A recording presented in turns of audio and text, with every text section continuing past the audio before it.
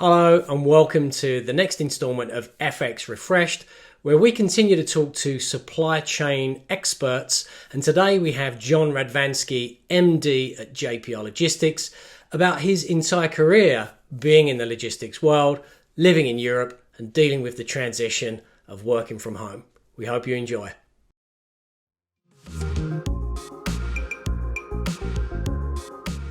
Get to know you a little bit better. Get to understand maybe some of your thoughts and feelings around what's happening in the industry. Okay. And maybe if we even wanted to have it be a bit more specific to something that's more prevalent to what or the area that you've been working in.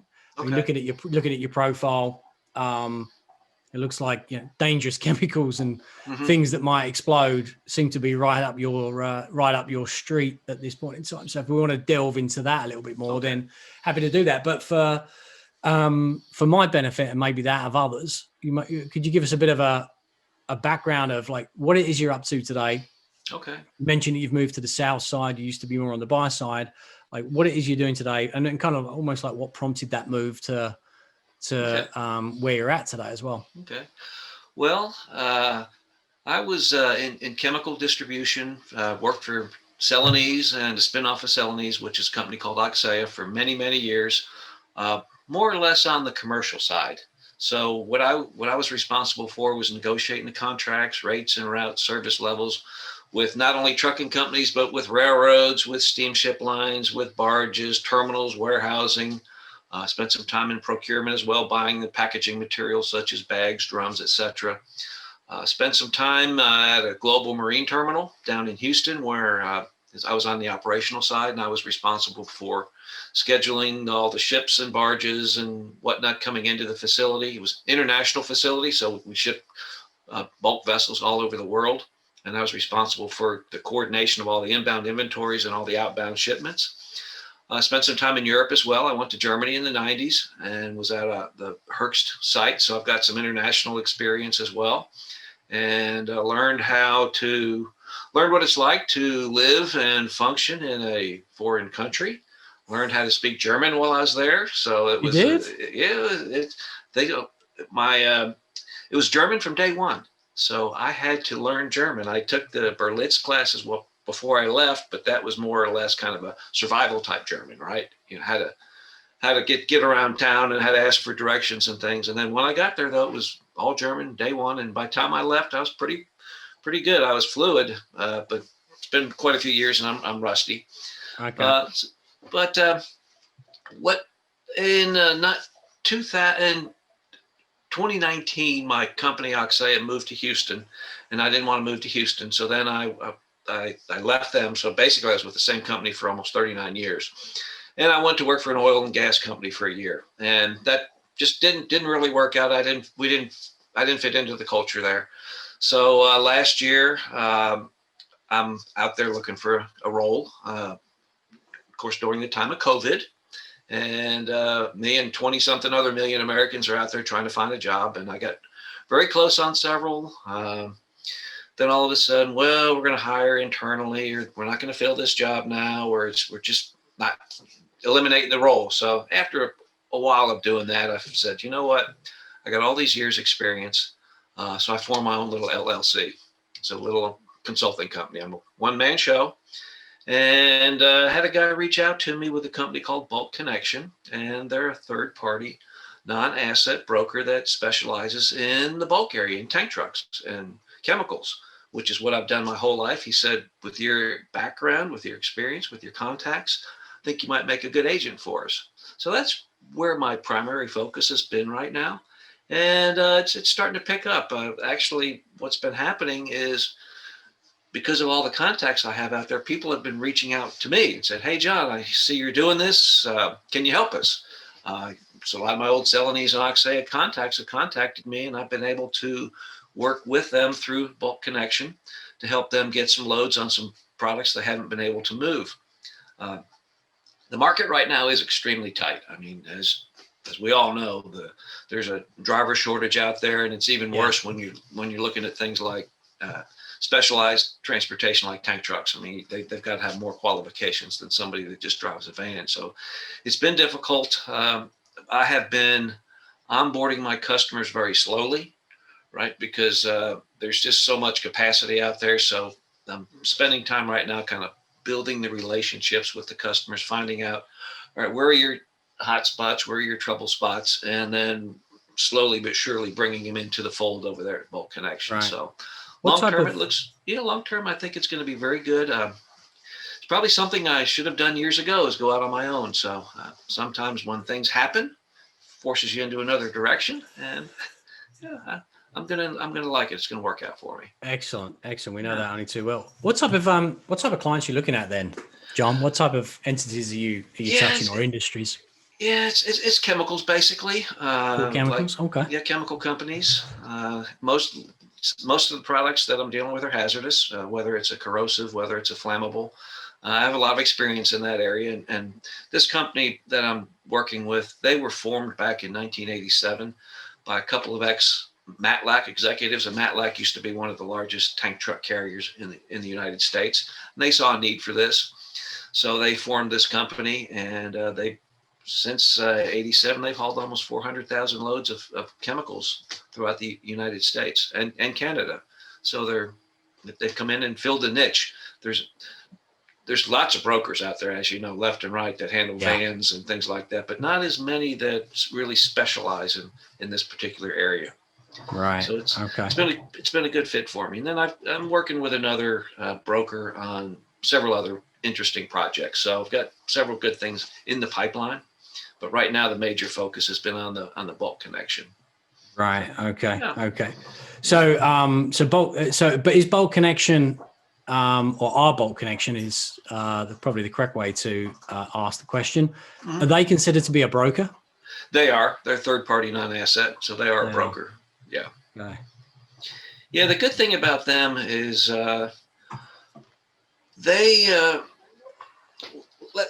what I try to tell shippers, for example, is when you get to that point where all of a sudden you need 20 trucks, and rather than you put the blast emails out and call 20 different carriers, let Bulk Connection or any broker do that, right? They've got the connections. They can go ahead and put out all the feelers out there. They know which carriers may be in this particular geographic region that need to get back over here. So they've got the network. Whereas when you're putting out all these broadcast emails, particularly in this current environment, most brokers and even carriers are going to say they're not even going to pay any attention to it because they're taking care of their core business, right? So the shotgun approach in today's environment doesn't work. So we're good at that. We're also good at campaigns. I mean, when all of a sudden you've got a company's doing a special run, for example, they're going to make a product and they need 10 trucks for this special campaign, and it's concentrated within a week. They're good at putting those type of resources together as well. And they're good at handle the, what's good about it, just using a broker in general is where you've got your core carriers that pretty much handle your core business, right? They've got their lanes, their preferred lanes that they go to. And you might say that like 80% of any shipper's lanes are on shipments are on 20% of those lanes. But you get all these oddball cats and dogs out there that your core carriers, they'll handle them because you tell them you got to take the good with the bad or the bad with the good, right? But they may not necessarily be able to provide good service on those lanes. So you've got customer service issues and things. Right. Well, let your broker handle those. They most likely can match those up with carriers that can provide better service in those areas. So that's okay. Yeah. So that's I guess a key reason why someone might typically go to a broker, right? Mm-hmm. Rather than trying to negotiate either what these routes, right, or the contracts yourself, use a broker who's well connected. Yes. Would it be fair to say understands the routes? Yeah. Or is that not part of what a broker really is advising or opining on? They understand the routes. They understand the markets also. So they'll know which carriers can handle those particular lanes out there. So they understand the market a lot better than, let's say, somebody sitting in the shipping department that sends out the broadcast email. So they've got people, most brokers, the established brokers have got many, many, many years of experience sitting there handling all the operations. And that's one of the things that my role is. Basically, I'm an agent, but I don't get involved in the day-to-day. So I find the business for them, bring it to them, help it onboard it. And then as far as placing orders, dispatching trucks, handling billing issues and things like that, that's all done at the headquarters up in Connecticut. Yeah. Different role and function.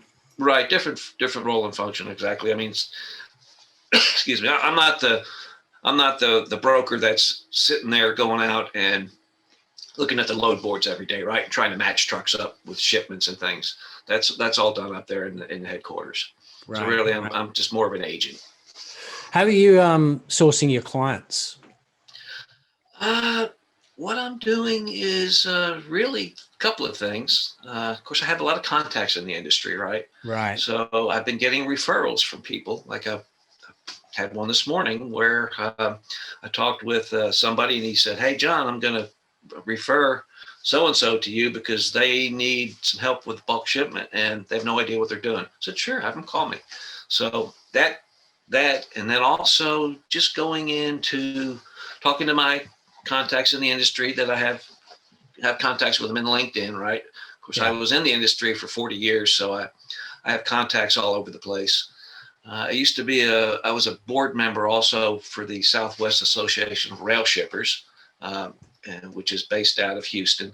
And I have a lot of contacts there. So really just mining my old contacts, using Sales Navigator on LinkedIn as well. That's been a very good tool.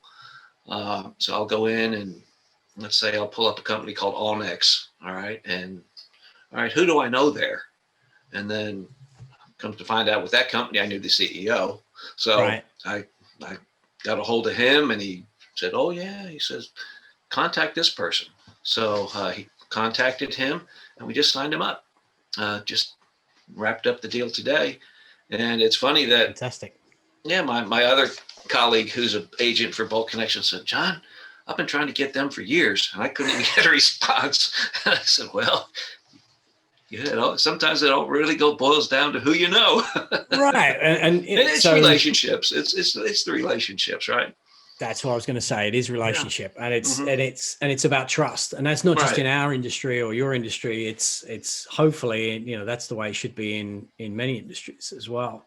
If you haven't forged that trust, then it's going to be very difficult, I think, to pick up the phone and cold call someone. Mm-hmm.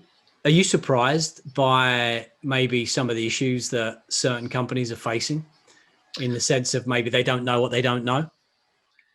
Yeah, I am. I am, but then again, I'm not. There's certain companies that actually value logistics. They understand that it's a critical link, and let's say you can differentiate yourself by having a good supply chain, good logistics process in place, using good carriers that provide excellent service. But there's others that look at it purely as a commodity. And when it's looked at as a commodity and they just throw bids out every year, you get what you pay for. I had that happen one time with one of the companies where the senior management brought in the consultants. All right. So we had to throw everything out on bid. And had one of the guys, for example, arguing with me that we were bidding out bulk marine, so bulk vessels. He said, "It's no different than cell phones or hotels." I said, absolutely wrong. So I got in arguments with the guy, and we wound up having to low bid some trucking, for example. And within about 6 months to a year, we went back to our preferred supplier because the low bid process didn't work. So with what I do, because it is chemicals, and you want to make sure you want to have the longer term relationships with your suppliers because they get to know the business, right? And we get to know them as well. You have your quarterly business reviews, so you can have open and honest dialogue. For example, we always encouraged our carriers that if you go to one of our facilities and there's an issue, safety issue or whatever, bring it to our attention. Or if you got a driver that goes into a customer and they treat them like crap, or they've got safety issues at the delivery side, well, let us know, and we'll address it. So it's being able to have that open dialogue back and forth where you can talk to them about the good things and you can talk to them about the bad things. So, and it's just the open, honest relationship. So you pick up the phone and call them, hey, this is going on, take care of it, and they'll do it, and vice versa. So longer term partnerships, like for example, we more or less told our carriers that stay competitive, be safe, and legal, and we're not going to throw your business out for bid. Right. But we've got to maintain that. We've got to make sure that safety is number one. It's paramount. And if there are safety issues, we address it immediately. You've got to stay legal, right? You've got to stay competitive and have good service. So it's really the longer term relationships. Absolutely. Yeah. And then with chemicals, for example, since I dealt with all modes, rail was also a challenge. With rail, I mean, most of the time you have one choice, but with the railroads also, I found that with railroads, you have to look for competitive options. If you have water options that you can use as competition, or if you have truck options, or you can do a swap with a competitor, as long as you build up a story, credible story, and a relationship with the railroads, you can negotiate some good rates with them as well. But we had good relationships with the railroads for the most part as well. We dealt with you ever heard of LaShaco, freight forwarder called LaShaco? No. They're based out of Bremen, Bremen, Germany. But they have an office in Houston that we dealt with when I was with Celanese and with Oxea, and they were a good group of people. We had quarterly business reviews with them, and they handled all of our export really globally export and import documentation for us. They were our NVOCC, so non-vessel operator care, whatever you call it there, where they would book the containers for us. And then we would just pay them a flat fee, and then they would take care of the coordination, ship and payment up to the steamship lines. They also had an ISO tank division also that's set right next to them there in Houston, but they helped us out a lot. And then we always had a couple of export coordinators in our office as well that were the main interfaces.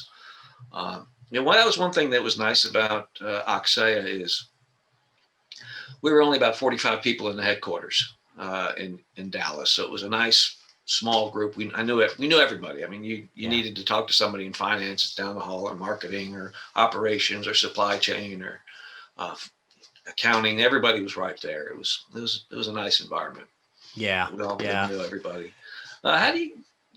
One of the things that I've seen is a lot of these larger companies are pushing these really crazy extended payment terms, 60 days, 90 days, and forcing them on some of the smaller suppliers. So I guess in that situation, are they having to use factoring companies or whatever to kind of tie them over? Because, like a trucking company, they're paying their drivers on a weekly basis, but if they're not getting paid from the big giant chemical companies in 60 days, I mean, that's got to be a huge cash flow issue for them.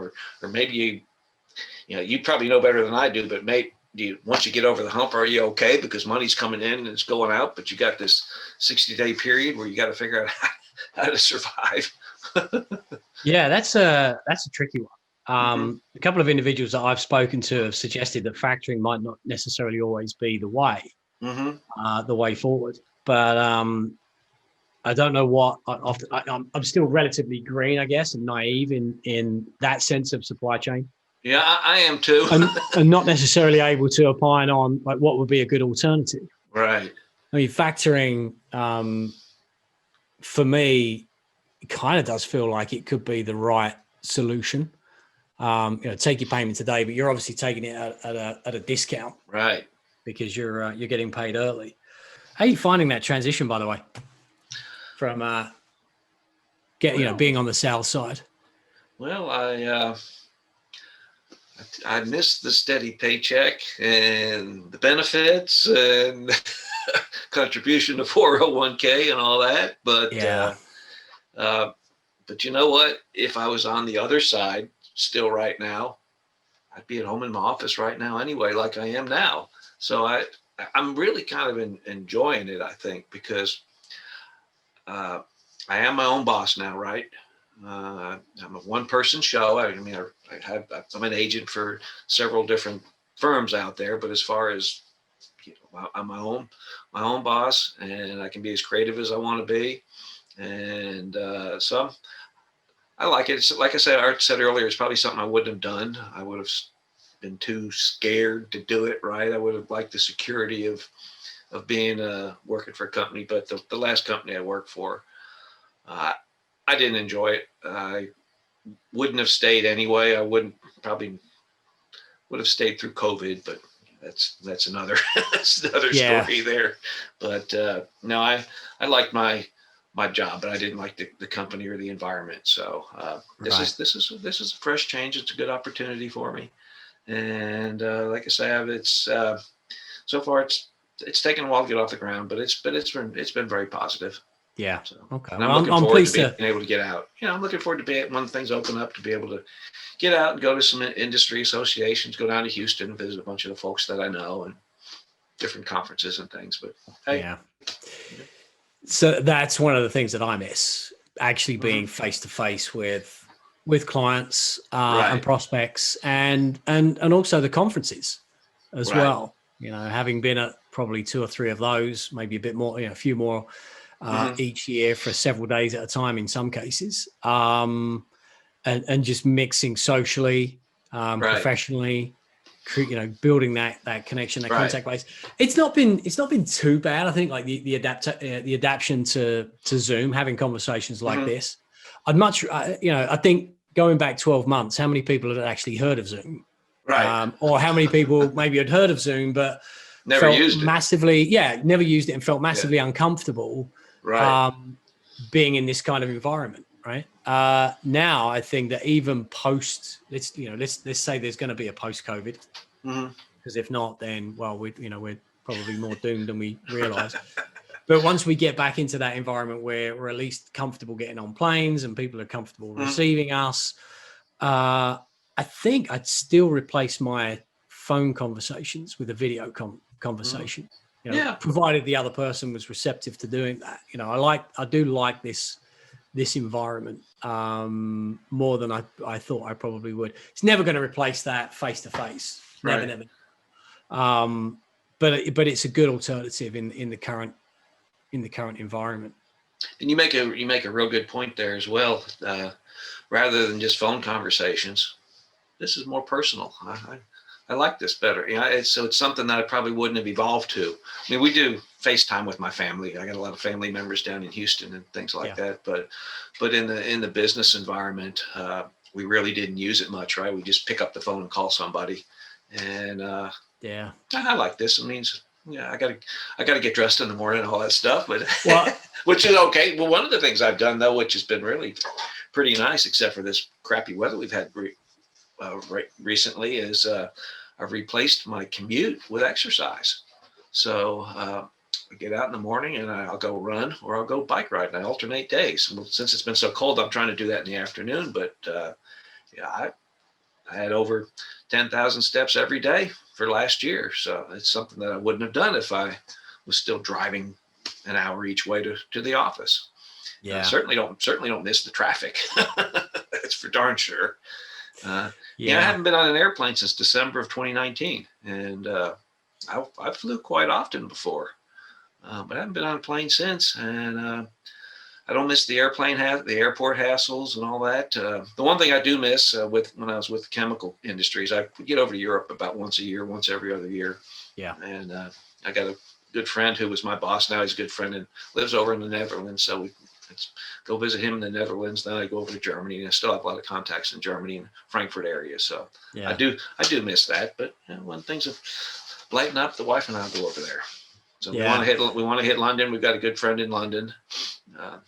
Go visit him, and then go visit my friend in the Netherlands, and then go to Germany. So we never did. When we lived there, we never hit Paris, so we need to do that too. Right. And you'll appreciate, excuse me, having been to Europe a couple of times, how easy it is to hop from one city to another. Right. Yeah. And that's certainly a benefit of living in London as I was. before we moved across, being able to jump around all over the place. But like you, I haven't been on a plane actually since, you know what? It's almost coming up a year. So it was the end of March last year. And I think, so it's probably like around about, just put a random number on it, right? The 23rd of March. By the 5th of April, say, that was the longest I'd never been on a plane in 20 years. Right. So, I was typically getting like 70, 80 flights a year. Oh my gosh. And when I lived in the UK, I too, like you, was traveling to an office. So it was like a good hour and a half in one direction and out in the morning, and an hour and a half to 2 hours coming home of an evening.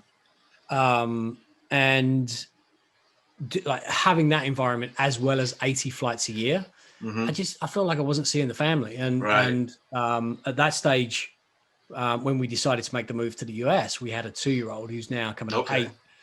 And so moving from that environment where I was really not seeing him, and I felt like as a parent, there's zero quality in that, at all, to working from home. And I would say that over the course of the last 6 years, I think my relationship with our son is better than it would have been had I have been still in the UK. So having this, and then over the last 12 months has probably benefited even more so with not even being on a plane. So, every morning has been breakfast, every evening has been dinner together. And that's been, there's no price that you can put on having that kind of environment. So I've really enjoyed that and really benefited from that. Yeah. And you got to look at the positives. I've become a hell of a good cook. I always a good cook, but I've really honed up my skills quite a bit. So, well, if I wanted to mirror that comment, I would say I've become a much better heater of food. I'm not going to use the phrase cook, because if I did and my wife ever saw this, she would be like, "Yeah, you could do more, a lot more." I can warm it up really good. I can, yeah. I can cook beans like nobody else. It's probably a way I might phrase that. All right, my friend. Listen, I'll let you go. Have a wonderful weekend. You too. And thank you very much. And good luck with everything. Keep my fingers crossed that no more, frozen pipes and. Exactly. That's the only thing I'm a little concerned about is some outside pipes as things start thawing out. I think we're okay, but like you say, fingers crossed. Yeah. Well, if you're not used to it, it's a bit of a shock. So. Yeah. Okay. All right, John. Yep.